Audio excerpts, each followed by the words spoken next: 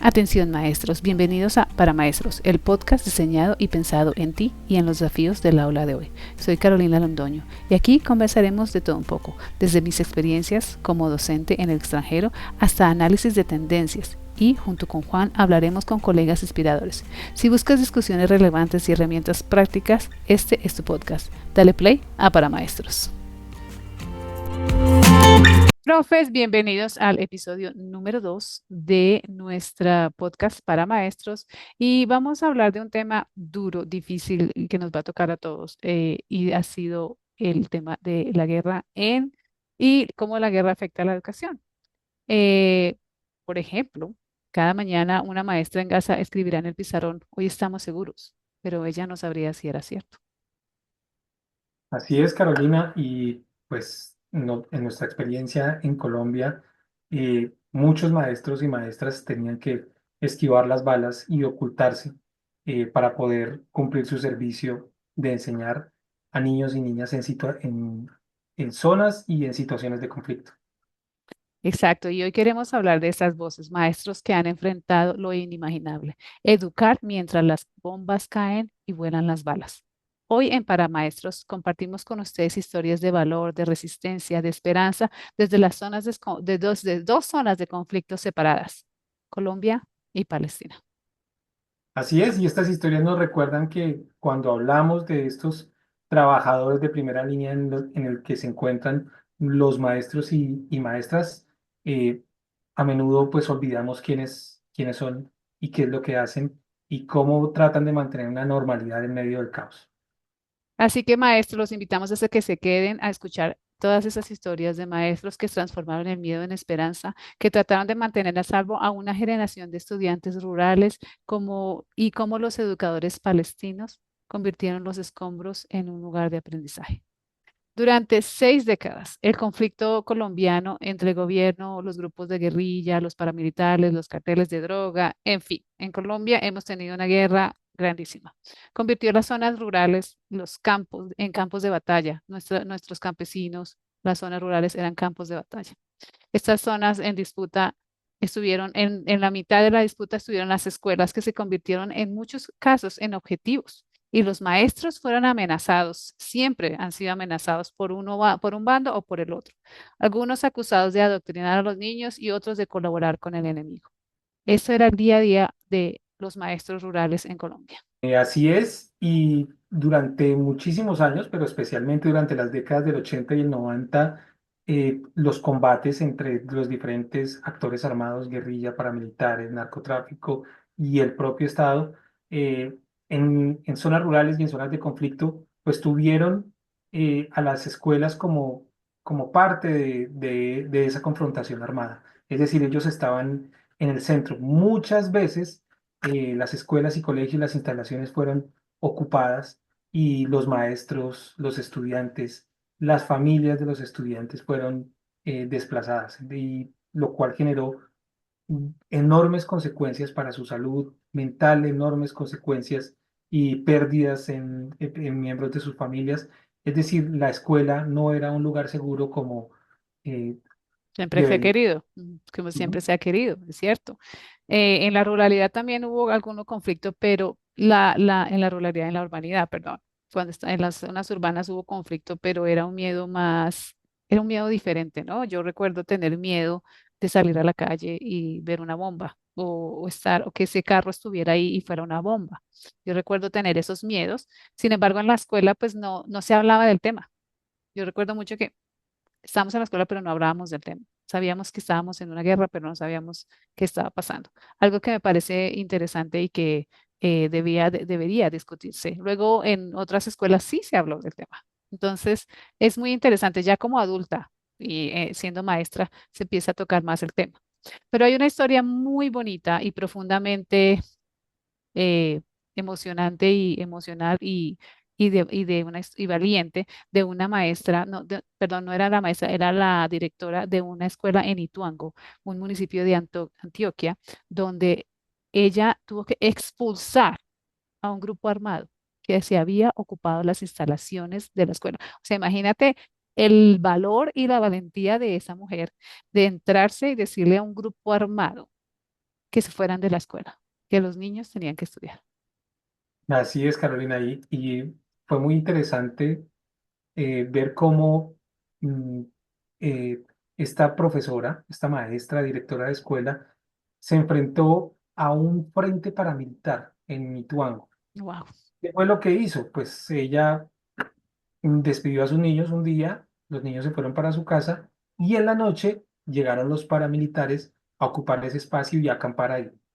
Entonces, cuando a ella le avisaron como directora de escuela que el colegio estaba ocupado, que las instalaciones estaban ocupadas por un grupo armado, ella madrugó, se fue en la mañana y enfrentó al comandante.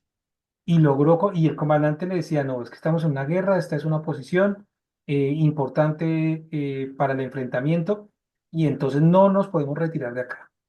Y la maestra, con muchísimo carácter, enfrentándose de tú a tú con el comandante paramilitar, le exigió que se tenía que ir, porque los niños no estaban en medio del conflicto y logró persuadir al comandante paramilitar y a la tropa que estaba ahí de que salieran del lugar y que los niños pudieran ir. Ella cuenta que fue bastante difícil porque los paramilitares quedaron muy cerca, la escuela quedó minada, pusieron minas alrededor, entonces tuvieron que llamar al ejército para poder desminar el lugar y desalojar a los paramilitares y poder que los niños regresaran a sus a su clases. escuela. Es Increíble una situación muy compleja, pero desafortunadamente común en Colombia.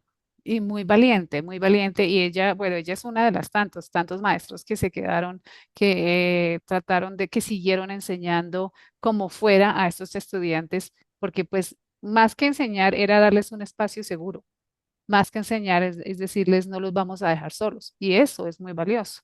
No, También y tiene, además de eso, pues insistir en que las escuelas son espacios neutrales, son espacios de paz, que no tienen que ser ocupados por grupos armados y que, digamos, son unos mínimos éticos que tenemos como humanidad y es respetar las siguientes generaciones. Desde luego, pues en medio de la guerra, a pesar de que existen leyes internacionales sobre la guerra, es en un verdadero conflicto armado, cuando se está ahí en el terreno, pues desafortunadamente estas reglas no se cumplen, entre esas que hospitales, colegios, iglesias, no sean centros de tocados. salud, etcétera, pues no deben ser tocados No. por el conflicto. Pero en este caso, pues la maestra sí logró hacerlo. Pero hay Otro caso que tú me otro caso contaste. bien interesante, sí, que es el de la Sí, profesora Luz Nelis Camacho en el ok, departamento de Bolívar. El departamento de Bolívar es un departamento de la costa atlántica colombiana que ha sufrido eh, las inmensamente. consecuencias de la guerra de una manera muy fuerte. Y es uno de los departamentos que ha sufrido mayor desplazamiento forzado. De hecho, es una de las regiones con mayor desplazamiento del mundo. Pero la maestra Luz Nelis, pues precisamente con un enfrentamiento entre guerrilla y paramilitares, en el que prácticamente se desplazó todo el pueblo en el que ella habitaba, logró, cuando se fue todo el mundo, no quedó nadie, hay unas personas que siempre se quedan porque se niegan a irse, unas poquitas, entre ellos 5 niños que estaban allí, y ella decide, en medio del conflicto, en medio de la guerra, en medio de la confrontación, decide reconstruir la escuela que había quedado destruida en una toma guerrillera. Y la reconstruye con unos plásticos, con una carpa, y los paramilitares que todavía estaban ahí, como patrullando en ese pueblo, pues se acostumbraron a verla y ella sencillamente armó su aula de clase con unos plásticos y le empezó a dar clase a esos 5 niños, lo cual es un ejemplo y es una inspiración de cómo precisamente la educación puede ser también una herramienta de paz. Definitivamente, increíble, increíble. Los educadores en Colombia y la mayoría que han enfrentado amenazas, se han enfrentado a grupos armados, las escuelas a veces se convertían en objetivos y áreas de conflicto. Y a pesar de todos estos riesgos, muchos maestros permanecieron comprometidos con su misión, viendo la educación como una herramienta poderosa para la transformación social. Ellos creen firmemente y creemos muchos firmemente que la educación es como la única salida, como que tenemos que transformar esa sociedad a través de la educación. Y eso es admirable, lo que las dos maestras hicieron, que somos, en este caso son dos, pero no son las únicas y es importante, Sí, claro, hay eh, muchas. es importante mencionarlo. Muchos maestros se ven enfrentados a situaciones así en Colombia, aún todavía se ven enfrentados a situaciones así en Colombia debido a la situación de violencia que tiene el país. Sí, la cuestión es que muchos maestros colombianos han asumido el doble papel de enseñar y al mismo tiempo de fomentar la paz. Es decir, en situaciones de guerra, en situaciones de conflicto, han logrado adecuar sus currículos, sus prácticas pedagógicas a que sean también prácticas de paz, precisamente en áreas afectadas por el conflicto. Hay muchísimos maestros rurales que han desarrollado estas iniciativas educativas, promoviendo el diálogo comunitario, promoviendo el diálogo entre los mismos actores armados, promoviendo el diálogo y la reconciliación entre la misma comunidad, generando pensamiento crítico, pues que es en últimas la función que debe tener La la educación. educación. Y maestro, si tú eres un maestro rural que has enfrentado a esta situación, te queremos escuchar. Por favor, contáctanos en las redes, queremos contar tu historia. Nosotros tenemos algunas historias que hemos recopilado, pero no tenemos todas las historias. Y si tienen una historia que contarnos, estaremos muy felices de escucharlos. Y nuestra audiencia también. Bueno, y también pasa que en el 2016 el gobierno colombiano y la guerrilla de las FARC firman un acuerdo de paz que se está implementando todavía en el país. Ha tomado mucho tiempo. Esta implementación nos llevó a este firma nos llevó a la implementación de una comisión de la verdad que buscó las causas del conflicto y reconoció a las víctimas, incluyendo a los maestros que enfrentaban los horrores de la guerra. Todo esto está documentado y disponible para la persona que quiera leerlo en la página de la Comisión de la Verdad. Les vamos a poner link en la descripción. Ujú. Comisión de la Verdad, el Centro Nacional de Memoria Histórica y el informe final de la Comisión de la Verdad. Allí están descritos pues situaciones muy crudas, muy reales, pero también muy valientes de construcción de paz, de reconciliación, que vale la pena tenerlo en cuenta para reconstruir la memoria. De hecho, creo que vi a una persona en Instagram que nos pone como, ¿dónde vas a encontrar esta información de esto y eso? O sea, nos dice, si es para los maestros, váyase a tal sitio. Si es para hablar de tal de ciudad, tal pueblo, etcétera. Y ahí está todo, porque la Comisión de la Verdad tomó su tiempo, pero hizo un gran trabajo en tratar, en de contarnos el por qué nos matábamos. ¿Por qué? Ujú. Y ahí está la verdad y hay muchas verdades que todavía no están todavía definidas, todavía estamos en esa búsqueda, pero la verdad definitivamente hace que entendamos las causas de esta violencia tan fuerte que vivió el país por tantos años. Fue increíble. Bueno, ¿qué vamos a hablar ahora, profes? Bueno, Palestina. Ustedes saben que hay un conflicto muy importante, muy grande en Palestina y en Gaza y nos vamos a entrar en una situación crítica. El estado de la educación en Gaza, pues ustedes ya se lo imaginarán. El reciente conflicto ha sido devastador. Encontramos un artículo en una revista que se llama SciDev.net eh, con una perspectiva de un periodista que ha estado en el terreno y encontramos también el informe de la Universidad de Cambridge que nos pinta un panorama bastante triste y los desafíos que enfrentan los estudiantes y los maestros por igual en la Franja de Gaza y en Palestina. Vamos a contar algunas de lo que nos dice el artículo y que nos dice el informe. Sí, así es, Carolina. Ashraf Tahil, espero pronunciarlo bien. Es un periodista y también un maestro de inglés que se ha dedicado a describir cuál es la situación de los niños y las niñas en Gaza y pues obviamente toca el tema de la educación. Y ha mostrado de una manera también muy cruda, muy fuerte, cómo el conflicto, cómo el genocidio de Israel sobre Gaza, pues ha destruido prácticamente cualquier posibilidad de infraestructura educativa y de educación como tal. Es muy fuerte y desafortunadamente pues la situación impide que conozcamos más en profundidad qué es lo que está pasando en Gaza. pero lo que nos cuenta el artículo y lo que nos cuenta este investigador es que prácticamente pues la educación desapareció por completo en Gaza. Las cifras nos dicen en el informe de la ONU que son desgarradoras. Y esto fue al momento de grabar esto y digamos unos días antes. Esto pasa, todos los días van a haber nuevos números porque la situación no mejora. El informe de la ONU establece que la guerra, que ya lleva, vamos para un año, año y medio, más o menos, o Sí. vamos para un año y Mm, medio, ha sido un colapso total, dice el informe.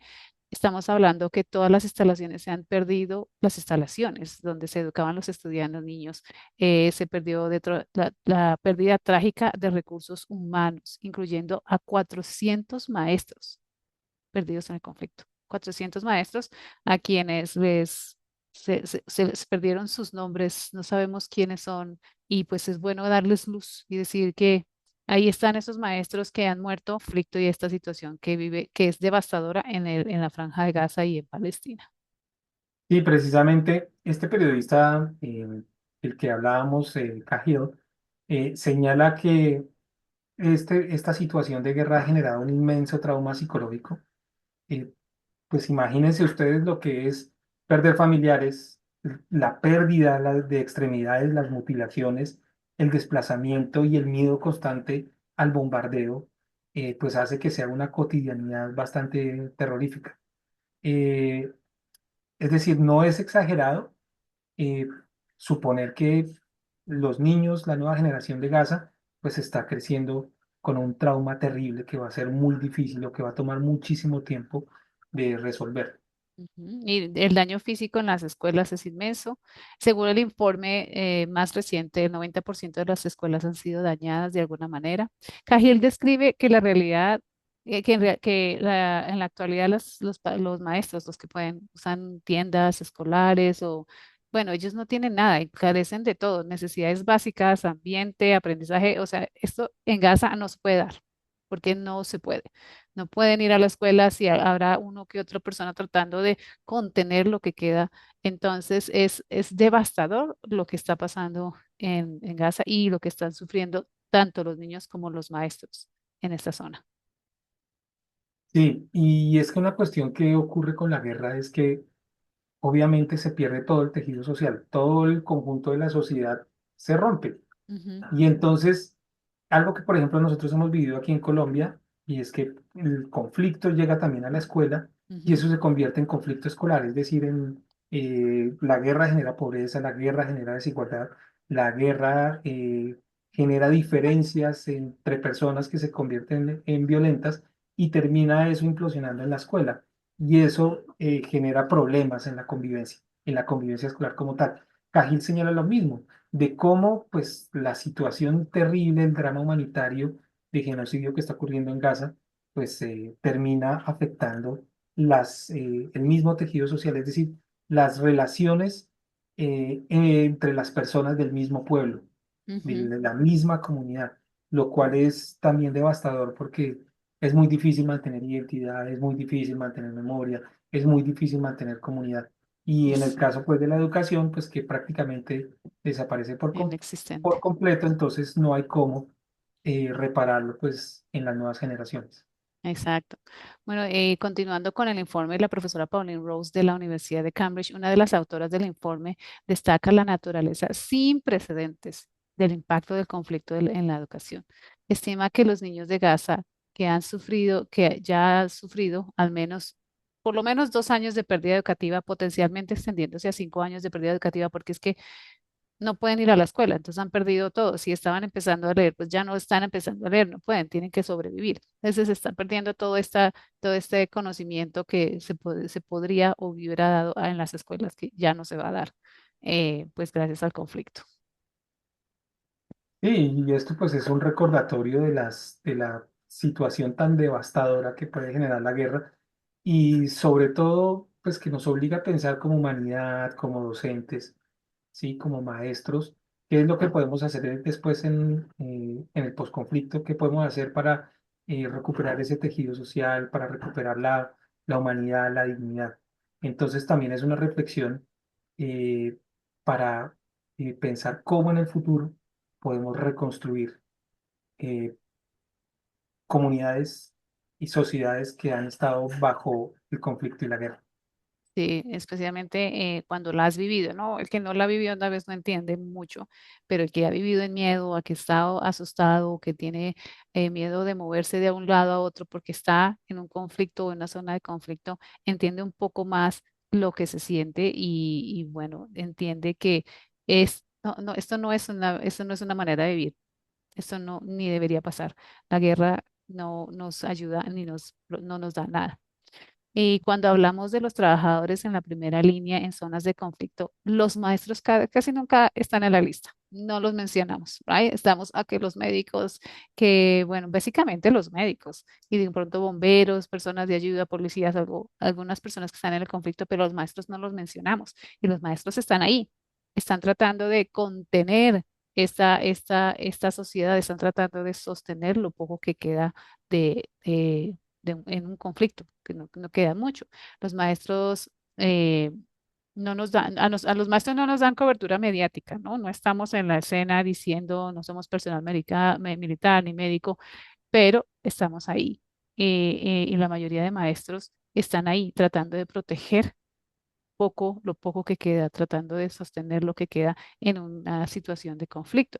Y la idea de este podcast es darles esa luz, es decir, los maestros también somos o estamos ahí en zonas de conflicto o hemos estado en zonas de conflicto y son personas importantes a las que pocas veces se menciona y a las que pocas veces se les da ayuda psicológica y humanitaria. Y claro que también la necesitamos. Por ejemplo, en el periodo de pandemia, en el periodo en el Ujú. que estuvimos confinados cada quien en sus casas y que hubo la necesidad de regresar, pues los primeros servicios y que fue necesario que se reactivaran fue la educación y precisamente pues muchos maestros en ese proceso fallecieron porque era necesario que volviéramos a retomar todo el proceso educativo en la sociedad y no se tuvo muy en cuenta precisamente esas muertes. Y en el caso de la guerra, pues según la Coalición Global para la Protección de la Educación, más de 12.700 ataques contra la educación ocurrieron entre 2015 y 2019, afectando más o menos a 22.000 estudiantes, maestros y personal educativo. Estamos hablando con corte del 2019. Imagínense en este momento cuáles deben ser las cifras cuando tenemos una guerra en, en Ucrania y cuando tenemos un conflicto en Palestina y tenemos otro gran montón de conflictos más pequeños que precisamente por la cobertura mediática que tienen estos dos que mencioné al principio, pues no, estos no se nombran. Entonces, todavía podríamos decir que la educación está bajo ataque. Total, total. Y es importante mencionar que solo en Colombia 1.000 maestros fueron asesinados durante el conflicto en las 5 décadas. Miles de mujeres fueron amenazados y desplazados. Los educadores palestinos también enfrentan riesgos similares. Las escuelas han sido repentinamente atacadas o atrapadas en fuego cruzado. Construcciones dañadas y destruidas en Gaza. Y vidas perdidas. Maestros y vidas perdidas. Personas que estaban ahí haciendo lo que siempre habían hecho y de repente ya no están. Y además que en Gaza ocurre algo muy particular y es que eh, su infraestructura educativa, sobre todo la educación superior, a ellos les ha costado muchísimo. Los gazatíes han tenido que desplazarse a otras regiones, por ejemplo a Egipto, los jóvenes gazatíes, para poder acceder a educación universitaria. En los últimos años, habían logrado construir una universidad islámica, una universidad que iba a atender precisamente a los jóvenes gazatíes, pero pues recientemente fue completamente destruida, precisamente bajo la excusa de que allí se refugiaba Hamas y entonces pues prácticamente lo que habían avanzado en medio de las dificultades, porque pues este conflicto, a pesar de que ahorita está muy en boga y lo conocen, pues lleva Lleva mucho muchísimas tiempo. décadas. Pues a pesar de las dificultades, habían logrado construir su universidad, habían logrado tener educación universitaria para muchos de sus jóvenes, pero obviamente ya está completamente destruida y eso, por supuesto, significa un retroceso. Y en Ujú. cuanto a Colombia, las negociaciones con el acuerdo de paz, Y en cuanto a, a los acuerdos de paz, la educación a menudo es una idea que no llega No, pronto. no llega, ni se nombra, ¿eh? Ujú. Por ejemplo, el acuerdo de paz en Colombia, como otros planes de paz propuestos en Medio Oriente, eh, han, han dado, pues, ha sido limitada para recuperar todo lo que tiene que ver con la educación. Digamos, no es lo primero en lo que se piensa, no es una prioridad, pero sabemos que, por ejemplo, la ONU, y en especial la UNESCO, pues está ahí tratando como de mantener un servicio educativo que permita reconstruir la sociedad precisamente desde las escuelas. Ujú. Pero en situaciones de conflicto siempre será muy difícil y no será la prioridad. Pasar por alto la educación no es muy bueno porque es la manera de llegar a la paz.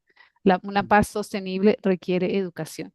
Los maestros no solo mantienen la esperanza viva durante los conflictos, plantan semillas para un futuro más pacífico y tenemos que reconocerles eso que han hecho cada uno de esos maestros en lugares de conflicto donde han tratado de mantener y dar esperanza y sembrar semillas para un futuro mejor y pacífico. Muy importante de mencionar. Y bueno, entonces pues este episodio nos deja con esa reflexión, el papel vital, la importancia que tenemos los educadores en regiones afectadas por el conflicto. Es también un llamado a la acción para apoyar su invaluable trabajo. Eh, es un recordatorio para remembrar precisamente sus luchas y de que la educación no se trata solo de libros de texto o de aulas, sino se trata precisamente de esperanza, de resistencia y de unas posibilidades para el futuro. Claro que sí. Muchas gracias a estos maestros que han estado en zonas de conflicto y que han mantenido la esperanza y que han mantenido y ayudado a sus estudiantes a pesar de todo. Y bueno, maestros, en el próximo capítulo, en el próximo episodio, vamos a explorar fascinantes medios o formas sutiles para fomentar el pensamiento independiente cuando los entornos son desafiantes. Cambios de gobierno, situaciones donde no nos dejan enseñar a los estudiantes cosas. ¿Cómo hacemos una resistencia silenciosa? ¿Cómo podemos sembrar el pensamiento crítico en nuestros estudiantes cuando el ambiente no nos lo permite? Cuando el sistema no nos lo permite.